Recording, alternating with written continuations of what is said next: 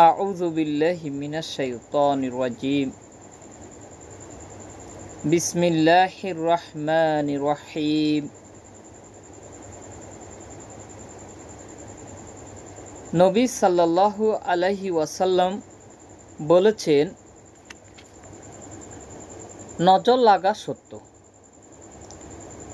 আর কোনো কিছু যদি তাকদীরকে অতিক্রম করত তবে তা বদনজর হতো।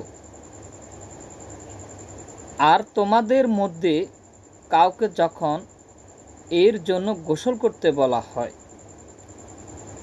তখন সে যেন গোসল করে। আয়েশা রাদিয়াল্লাহু তাআলা আনহা থেকে আয়েশা রাদিয়াল্লাহু আনহা বলেন যে নবী সাল্লাল্লাহু আলাইহি সাল্লামের যুগে বদনজর যে ব্যক্তি লাগিয়েছেন তাকে ওযু করতে বলা হতো,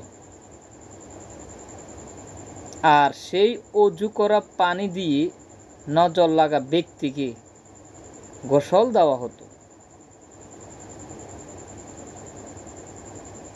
উল্লিখিত হাদিস দ্বারা নজরকৃত ব্যক্তির জন্য বদনজরকারী ওযু ও গোসল সাব্যস্ত হয়।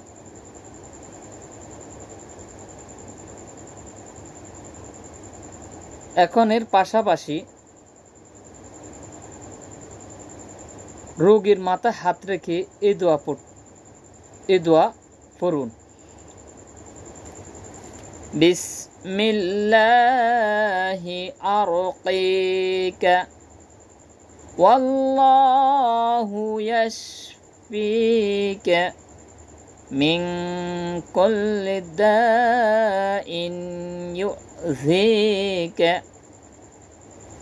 ومن كل نفس أو عين حاسد الله يشفيك। এই দোয়াটা রোগীর মাথায় হাত রেখে এই দোয়াটা পড়বেন।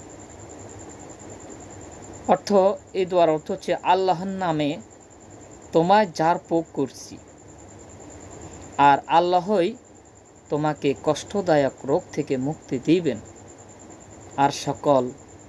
আর সকলের অনিষ্ট ও হিংসুক বদনজরকারীর অনিষ্ট থেকে তোমাকে আরোগ্য দিবেন। আল্লাহর নামে তোমাকে জারছি।